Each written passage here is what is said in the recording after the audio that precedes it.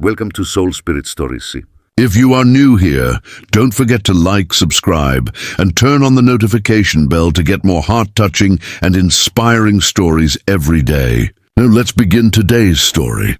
It was a cloudy evening at Crestwood Elementary School. The bell had already rung, and most of the students had gone home. The hallways were quiet, and the sound of a mop sliding across the floor echoed in the distance. That mop was being pushed by a man named Ethan, a single dad and the school janitor.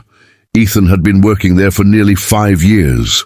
Life hadn't been kind to him. He lost his wife, Claire, in a car accident when their daughter Lily was just 6 years old. Since then, he had been both mother and father to her. Money was tight, but his love for Lily was limitless. Lily was now 11, bright, kind, and always smiling. She used to come to the school every afternoon, waiting for her dad to finish his shift. She'd sit in the corner of the library with her homework, or sometimes help her father clean the classrooms. The teachers adored her, the students liked her, and everyone respected Ethan for his work ethic. Though he was just a janitor, he carried himself with quiet dignity. But one day, everything changed. It was a Friday afternoon, and the school was hosting an after-school art club. Lily was excited because her best friend Mia had invited her to join. Ethan smiled and told her to go have fun, reminding her not to leave school without him.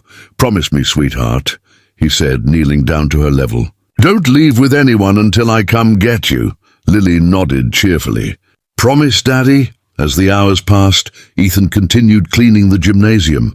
The sky had turned dark, and thunder rumbled in the distance. He looked at the time. It was already 5:45 p.m. The art club usually ended by 5:30. He frowned. Maybe Lily was waiting for him outside. He hurriedly finished mopping and headed toward the front doors. But when he reached the parking lot, she wasn't there. His heart began to pound.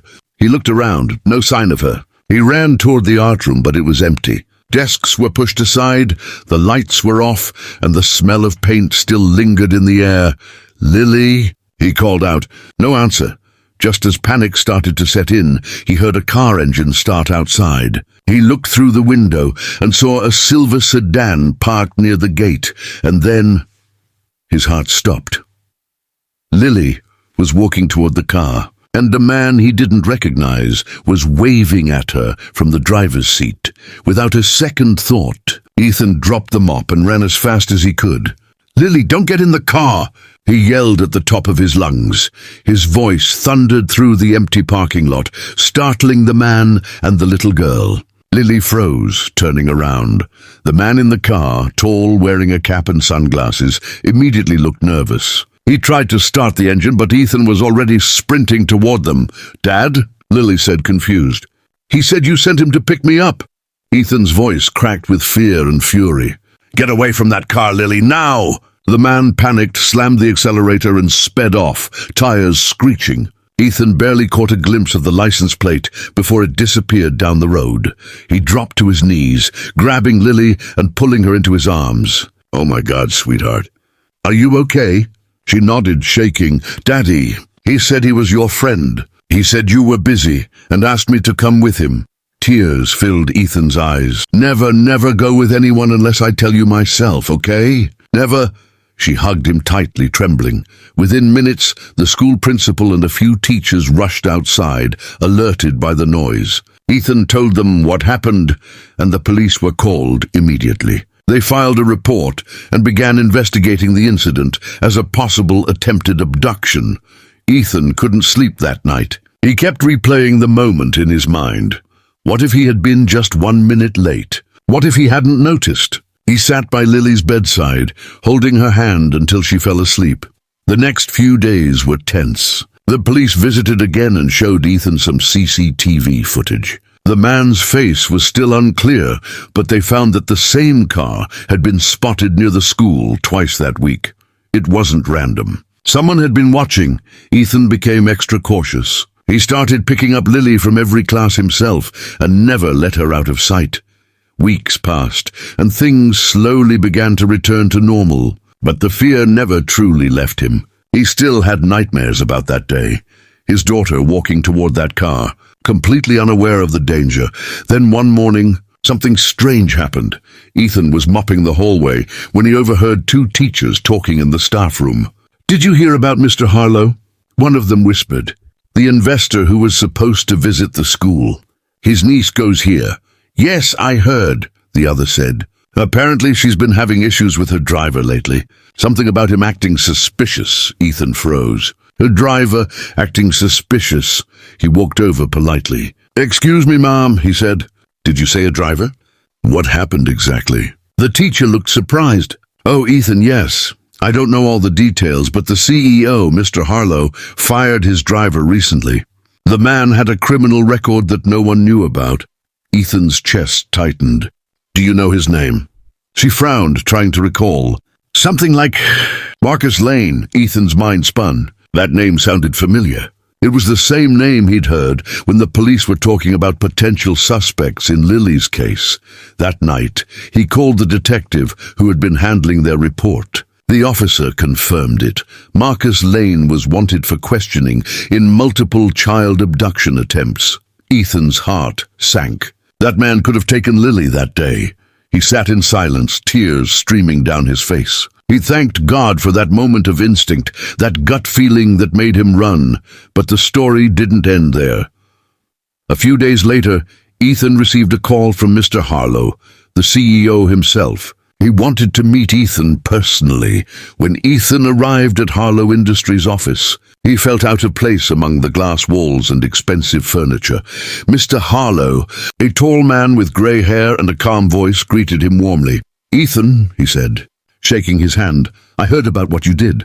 The man who tried to take your daughter, that same man was my driver. He was under investigation for kidnapping attempts. I'm truly sorry." Ethan nodded quietly. "I'm just glad my little girl is safe, sir," Mr. Harlow sighed.